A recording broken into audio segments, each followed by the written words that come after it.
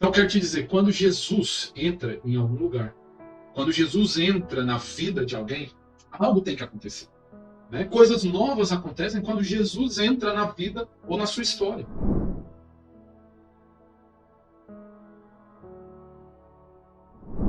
Assim como está escrito em 2 Coríntios 5,17, né? Que as coisas velhas já passaram, eis que eu faço novas todas as coisas. Quando Jesus entra na nossa vida, é assim. Ele faz nova todas as coisas. Algo novo tem que acontecer.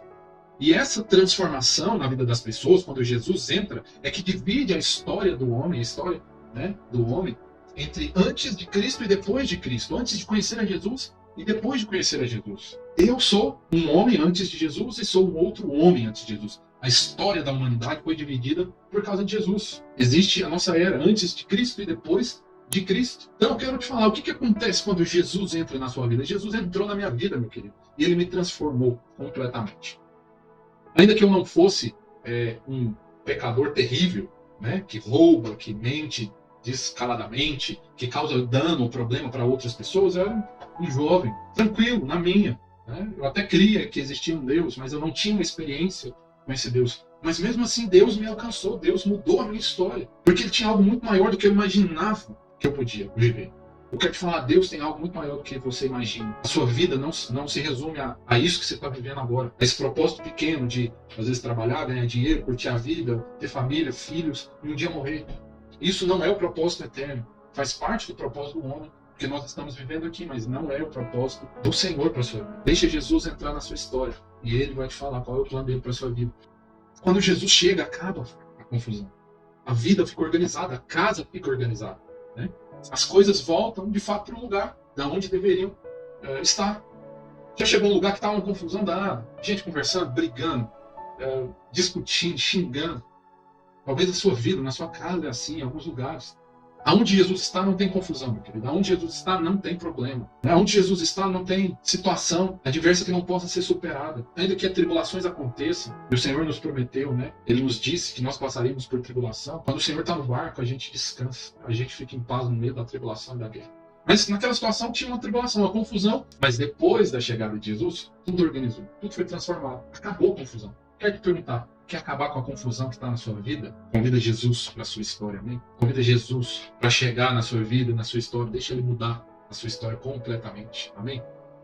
A história da mulher do fluxo de sangue, há 12 anos padecendo de uma enfermidade, sangrando, fluxo de sangue. Há 12 anos gastou dinheiro com todos os melhores médicos, confusão, problema. Quando Jesus aparece, que Jesus nem ia lá nela, você sabe disso. A história conta que Jesus não ia lá naquela mulher. Ele estava caminhando no meio da multidão, estava passando perto da casa daquela mulher. E ela, quando soube Jesus está passando aqui, ela foi ao encontro de Jesus, mesmo não podendo, porque naquela época a mulher que sofresse do fluxo de sangue, corrimento dessas coisas, não poderia estar no meio das pessoas. E se ela, porventura, chegasse aí em público, ela tinha que sair gritando, né? Imunda, imunda, imunda. Mas ela não se importou com a opinião que ela poderia até morrer naquela circunstância. Problema, situação, vida da morte. Jesus chega e muda a história. Muitas vezes as pessoas acham que elas precisam de uma fé enorme, elas precisam ter a fé excelente para poder receber do Senhor. Eu quero te falar, o Senhor é tão gracioso que Ele nos ajuda com a nossa incredulidade, Ele nos ajuda com a nossa falta de fé. O que é isso? Aquele pai reconheceu a fraqueza dele diante de Jesus. Às vezes nós precisamos reconhecer quem nós somos. Nós somos fracos. Às vezes nós precisamos reconhecer a nossa fraqueza. Ele até acreditava que Jesus podia fazer, podia curar o filho dele, mas ele tinha medo. Ele tinha medo de Jesus não libertar, não curar o menino. Muitas vezes você precisa falar com Jesus, feche seus olhos e fala: Senhor, eu estou vendo só problema, só circunstância ruim. Eu perdi parente. Essa pandemia tem me atacado a minha casa, meus amigos, familiares. Eu não sei qual é a situação. Eu não tenho. Eu creio, mas eu estou incrédulo. Eu não estou crendo completamente como eu gostaria. A minha fé é fraca, a minha fé é pequena, a minha fé é débil. Tantas circunstâncias que os meus olhos estão vendo que eu não consigo acreditar. Quero te falar, leva a circunstância para Jesus. Fala: Senhor, me ajuda com a minha falta de fé. E o Senhor vai te ajudar. Jesus não aponta o problema. Ele não pergunta o que nós fizemos para errar.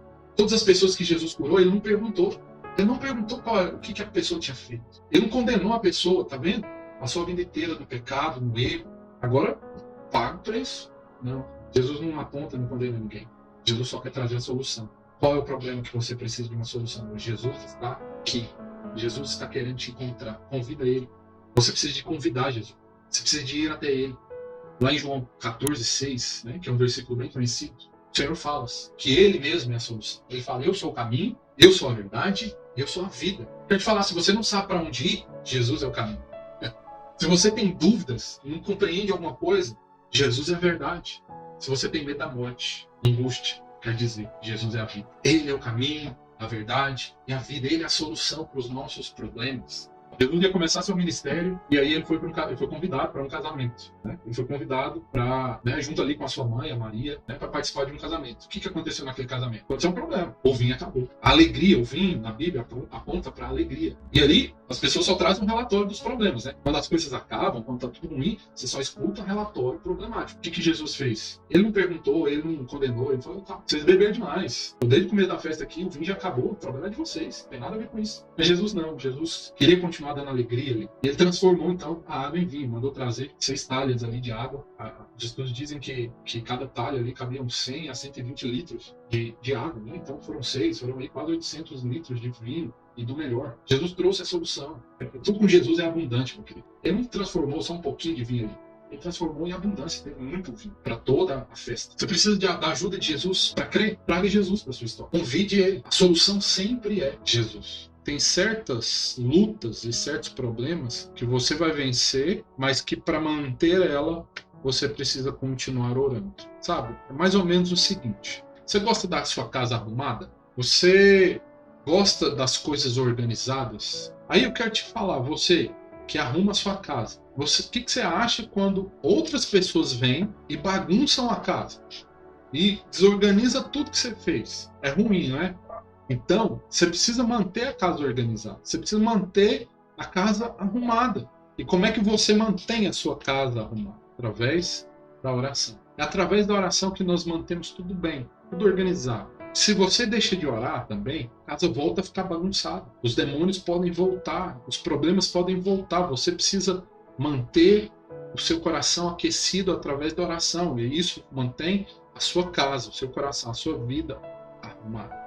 E é através da oração que você deixa de ser fraco na fé. Lembra que Jesus, aquele pai daquele menino, falou assim, Senhor, me ajuda com a minha falta de fé, me ajuda com a minha incredulidade. O Senhor não quer que você seja um fraco na fé. O Senhor quer que você seja um valente na fé. O Senhor Jesus, ele ensinou várias pessoas a manter a bênção ali através da oração. Paulo e Silas na prisão. Lá Paulo e Silas, meu querido, cantando, louvando em oração. E aí as cadeias quebraram, né? Se eles desistem de cantar, se eles desistem de continuar orando, louvando ao Senhor, talvez o milagre não tivesse acontecido. A igreja, em Pentecostes também, o Senhor fala assim, permaneçam em Jerusalém, orando. E aí a bênção veio, né? Que foi o Espírito Santo ali, né? O derramar do Espírito Santo sobre aquelas pessoas. Por isso eu quero te falar, Deus não quer que você viva de uma forma inconstante, cheio de altos e baixos. Isso é uma inconstância. Às vezes você está bem, aleluia, glória a Deus. O Senhor é bom, poder de Deus. Acontece problema, o Senhor não me ama. Eu acho que o Senhor nem se lembra de mim. Olha essa situação. Será que Ele não olha para mim? Deus quer que você tenha uma vida constante, não inconstante. Sabe, depois que nós conhecemos a Jesus, você não precisa mais voltar atrás. Não precisa mais retroceder. Qual é a confusão que você está passando na sua vida? Convide Jesus para arrumar a confusão da sua vida. Que Ele é a solução. Qual que é a solução que você precisa? Fale para Jesus. Sabe, a palavra do Senhor diz que nós precisamos amar mais o abençoador do que a bênção. Porque quando nós amamos mais o Senhor, nós queremos mais estar com Ele, a bênção nos persegue. Eu quero te dizer, quando você quer aquele que abençoa, aquele que é dono do ouro da prata, aquele que cura, tudo que você precisa vai acontecer. Porque o seu prazer está em se relacionar com Jesus. Então qual que é a solução que você precisa? Chame Jesus para trazer a solução. Já buscou o banco, já buscou parente, já fez um monte de outras coisas, já foi para a cidade pagar promessa, já orou para não sei quem. Jesus é a solução. Ele disse, Jesus, eu sou o caminho, a verdade e a vida. Eu não sou um caminho, eu não sou uma opção, eu sou o caminho, eu sou a verdade, eu sou a vida. Jesus é a única solução para esse mundo caído, para a sua vida que está bagunçada, torta, destruída, sem perspectiva, sem rumo, sem futuro. Quero te falar, meu querido, convida Jesus para a sua vida hoje. Fala, Jesus, me ajuda. Transforma a minha história, transforma a minha vida, porque eu não estou aguentando mais. Transforma meu casamento, transforma o meu futuro, transforma a minha história, transforma a minha casa, transforma a minha família. Clame a Ele, meu querido. Abra o seu coração para Jesus e convide Ele, Senhor, transforma a minha história. Eu quero te falar, quando Jesus entra na história, tudo muda, algo novo acontece. Você está precisando de algo novo acontecer na sua vida? Convida Jesus. Porque quando Jesus chega, ele acaba com toda a confusão. Ele vem com a solução. Você quer trazer Jesus para a sua história? Quer trazer Jesus para a sua vida? Então você precisa ser humilde. Porque humildade, meu querido, não é conta bancária ruim. Mas humildade não é isso. Humildade é reconhecer quem nós somos. Não é se vitimizar, é só reconhecer. Quer trazer Jesus para a sua história? Não esconda suas dificuldades. Não esconda seus defeitos. Não esconda seu pecado. Seja honesto. O Senhor ama honestidade. Melhor do que você bater no peito e falar assim, eu sou bom, eu mereço o céu, eu mereço essa bênção. Senhor, por que eu ainda não recebi? Eu cumpro os mandamentos, eu vou na igreja, eu vou no culto, eu vou na missa, eu escuto a palavra, eu não peco, eu faço de tudo para não errar. Por que eu ainda não recebi? Ou seja, você está batendo no peito e falando assim, eu sou bom. Porque o Senhor ama a honestidade. E Ele é o único que pode mudar a vida do homem. Sabe, outras coisas não mudam a vida do homem. Casamento não muda ninguém. Ser uma boa pessoa não quer dizer que é uma pessoa transformada. Ser alguém bom, ser alguém que faz caridade, isso não leva ninguém para o céu. O que transforma a vida das pessoas e leva elas para o céu é a honestidade. Senhor, eu não mereço, eu sou falho, eu engano, eu minto. Seja sincero. Dê nome aos bois. Fala a verdade com o Senhor. Ele é o único que pode mudar a sua vida. Ele é o único que pode apagar todo o seu passado. Ele é o único que pode perdoar de todos os pecados. Ah, mas eu não sou um grande pecador. Eu também não era, meu querido. Eu não me considerava uma pessoa má, uma pessoa terrível. Mas Jesus queria me encontrar. E Ele me mostrou que dentro de mim tinha muita coisa errada. Muita coisa que precisava mudar. E o Senhor, Ele não quer saber o quanto nós somos bons. O quanto nós merecemos. Ele apenas quer que você convide. A palavra do Senhor diz na Apocalipse, eu estou à porta e bato.